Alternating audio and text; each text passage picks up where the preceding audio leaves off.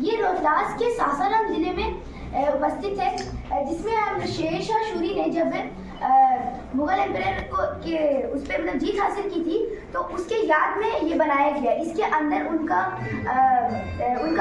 कब्र है, मकबरा है, और ये रोहतास के सासाराम जिले में। फिर आते हमारा बोध गया की कहानी शुरू होती है।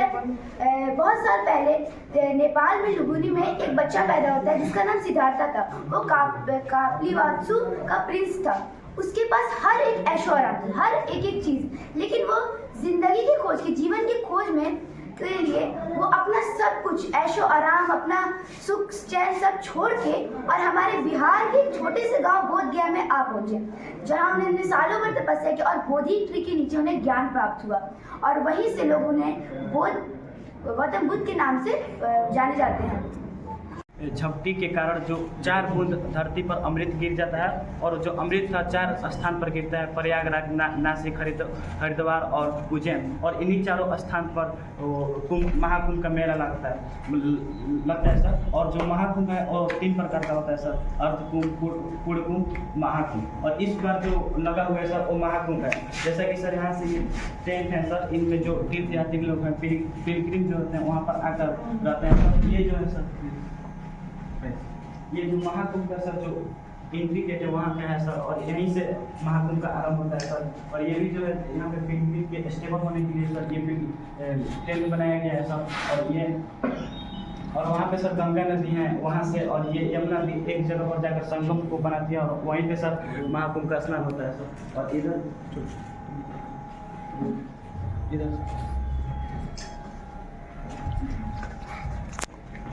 इधर सब जो 100 साल से भी अधिक जो साधु लोग वहाँ रहते हैं उन लोगों के लिए है सब। और विभिन्न प्रकार का जो अपना महाकुंभ का शोभा को इंक्रीज कर रहे हैं वो है, और जो रेसिडेंशियल पीपुल हैं उन लोगों के लिए है सब। और वहाँ पर कुछ होटल भी हैं जो कि कुछ लोग अपना जलपान कर सकते हैं। और महाकुंभ का जो एक बहुत ही भव्य हनुमान जी का मंदिर है वो वहाँ पे शो किया गया है सर। और रेसिडेंशियल पीपुल जो वहाँ पे हमेशा के निवासी है वहाँ पे शो किया गया है, और होटल और विभिन्न प्रकार के हाउसेस हैं जो कि पीपुल वहाँ पर निवास कर सकते हैं।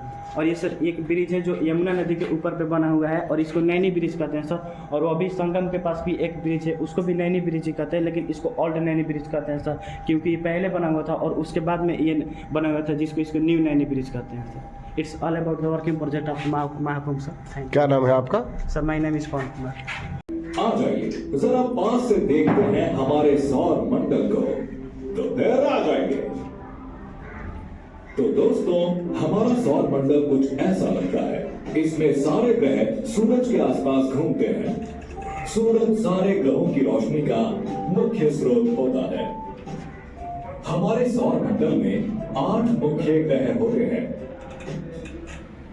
मर्क्यूरी सूरज के सबसे पास होता है। मर्क्यूरी में एक साल में 88 दिन होते हैं। और आपको पता है, आप मर्क्यूरी को धरती से साल 2016 में देख पाएंगे। वीनस सूरज से दूर दूसरा ग्रह है, और ये सौर मंडल का सबसे गर्म ग्रह होता है। इसलिए क्योंकि इसमें काफी सारी कार्बन डाइऑक्साइड होती है जो अंदर की तरफ गर्मी देती है। धरती, ये है मेरा पसंदीदा ग्रह, और वजह आप सबको पता है। धरती एक अनोखा ग्रह है। यहाँ का मौसम काफी अच्छा होता है। यहाँ पर पानी और जमीन हमें जिंदा रहने में मदद करती है। चांद एक प्राकृतिक उपग्रह है धरती का। मार्स को अक्सर लाल ग्रह भी कहा जाता है, क्योंकि ये लाल रंग का होता है। दोस्तों, यहाँ पर काफी सारी धूल होती है जो कई महीने तक यहाँ रहती है और पूरे ग्रह को ढक लेती है। का सबसे बड़ा ग्रह है। दोस्तों, इसके 4 चांद होते हैं। जुपिटर में एक दिन 9 घंटे और 55 मिनट का होता है। ये किसी भी ग्रह का सबसे छोटा दिन है। सैटर्न के आसपास करीब 150 जमे हुए चांद होते हैं। सबसे बड़े को कहा जाता है टाइटन। इस ग्रह के आसपास खूबसूरत गोले होते हैं जो धूल और बर्फ के बने होते हैं। यूरेनस यूरेनस बहुत ही ज्यादा ठंडा ग्रह होता है और दोस्तों यहाँ का तापमान -224 डिग्री सेल्सियस तक आ जाता है। ये सूरज के आसपास घूमने में 84 अर्थ ईयर्स लेता है, जिसमें से 42 साल इसे सीधी रोशनी मिलती है और बाकी टाइम ये अंधेरे में रहता है। नेपच्यून को सूरज के आसपास घूमने में 165 अर्थ ईयर्स लगते हैं। दोस्तों इसे बर्फ का दैत्य भी कहा जाता है। इसमें करीब 14 चांद होते हैं। चेंज कर सकते हैं, जैसे कि अगर कोई ब्लाइंड आदमी सामने जा रहा है तो यहाँ पर ऐसा सेंस करके बता देगा। और अगर वो तो अपना इसके कारण अपना डायरेक्शन चेंज कर देगा और आगे जा सकता है। क्या नाम है आपका? लकी अथर और वासिका।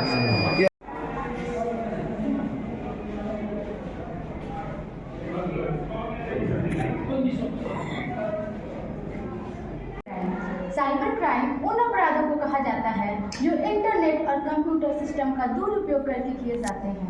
साइबर क्राइम के परिणाम बहुत गंभीर हो सकते हैं, जो आजकल बहुत बड़ा समस्या बन चुका है। आइए देखते हैं साइबर क्राइम किस प्रकार के होते हैं और उसे कैसे बचा जा सकता है। तो आइए अब हम देखते हैं साइबर क्राइम किस प्रकार से होता है और इससे हमें कैसे सावधान रहना चाहिए।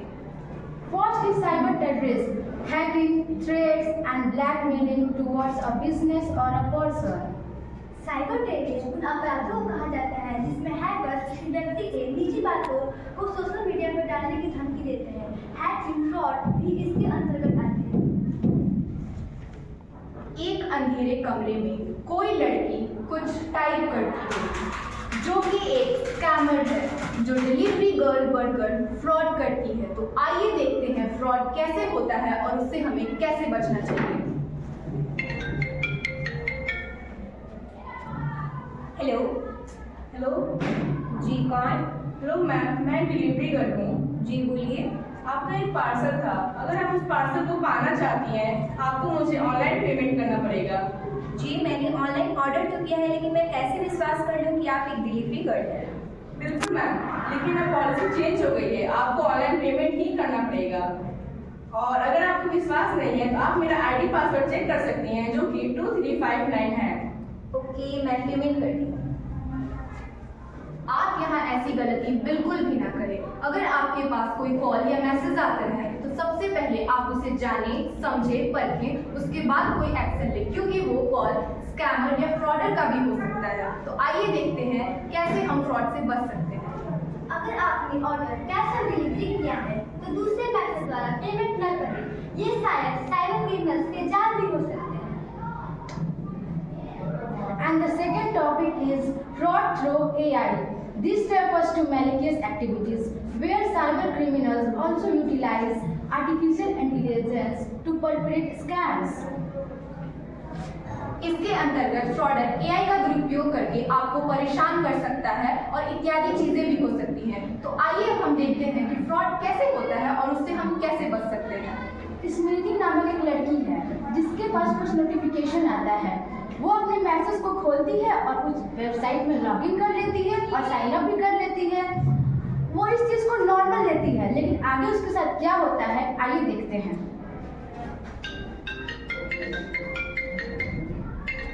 Hello hello ma'am. जी बोलिए। मैं आपके मोबाइल को ट्रैक कर रही हूँ। आपने अभी अभी हमारी वेबसाइट को खोलकर साइन अप किया था। अगर आप मुझे 2 लाख रुपए नहीं देती हैं तो मैं आपकी सारे पर्सनल डिटेल्स को सार्वजनिक कर दूंगी और मुझे उम्मीद है आप ऐसा नहीं चाहती होंगी।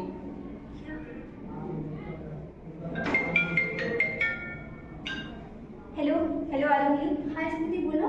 हेलो आरोही, मुझे कुछ समझ नहीं आ रहा है। किसी फ्रॉडर ने मेरे पास कॉल करके मुझसे 2 लाख रुपए की डिमांड की है। मैं क्या करूँगी यार, मुझे कुछ समझ नहीं आ रहा है। क्या देखो चुप लगता है, टेंशन मत लो। मुझे लगता है ये शायद साइबर क्रिमिनल्स है जो तुम्हारे डाटा को लॉक करके तुमसे पैसे की डिमांड कर रहे हैं। आरोही मैं क्या करूँ, क्या मैं उसे पैसे दे दूँ? नहीं बिल्कुल भी नहीं, ऐसी गलती बिल्कुल भी मत करना। अगर तुम उन्हें अभी पैसे दे देती हो तो आगे चलकर तुमसे और पैसे की डिमांड करेंगे। और मेरी बात ध्यान से सुनो, मेरे फ्रेंड श्वेता है जिसे इसके बारे में पूरी नॉलेज है, तो मैं तुम्हें उसका नंबर दे रही हूँ, तुम उससे बात कर लो और मैं तुम्हारे साथ क्या हुआ उसके बारे में भी उसे बता देती हूँ। ओके ठीक है। हेलो हेलो स्मृति। श्वेता यार मुझे कुछ समझ नहीं आ रहा है, मैं क्या करूँ? मुझे सब कुछ बता दिया है, तुम टेंशन मत लो, तुम सबसे पहले शांत हो जाओ। तुम सबसे पहले अपने फोन को स्विच ऑफ करो और मुझे दूसरे फोन से कॉल करो।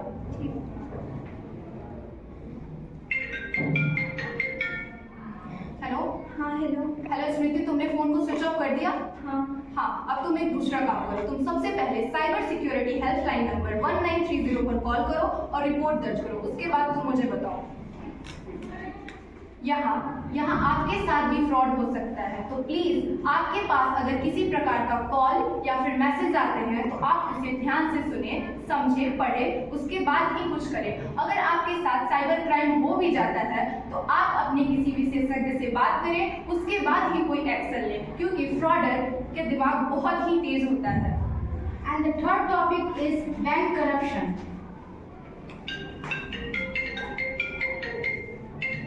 हेलो। हेलो मैम, जी कौन? मैं SBI बैंक से बोल रही हूँ। क्या आपने हाल फिलहाल में कोई बड़ा ट्रांजैक्शन किया है? जी किया तो है। तो मैम आपका अकाउंट ब्लॉक कर दिया गया है। क्यों? क्योंकि आपका KYC अपडेट नहीं है, और अगर आप अपने अकाउंट को एक्टिवेट करना चाहती हैं तो आपको अपना अकाउंट को वेरीफाई करवाना पड़ेगा, जिसके लिए आपको मुझे अपने कुछ पर्सनल डिटेल्स शेयर करनी पड़ेंगी। जी पूछिए। तो मैम आपका अकाउंट होल्डर नेम? स्मृति कुमारी। ओके मैम, आपका कार्ड नंबर?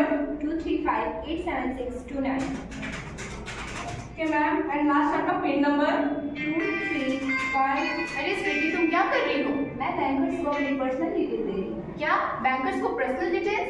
बैंकर्स तो कभी पर्सनल डिटेल्स मांगते ही नहीं है। जी हाँ, आप लोगों ने बिल्कुल सही सुना, बैंकर्स कभी पर्सनल डिटेल्स मांगते ही नहीं है। और अगर आपके पास ऐसा कोई कॉल आता है जिसपे पर्सनल डिटेल मांग रहा है तो वो कहीं ना कहीं स्कैमर या फिर फ्रॉडर हो सकता है। तो प्लीज आप इस चीज से बचें, सावधान रहें, सतर्क रहें। Thank you so much.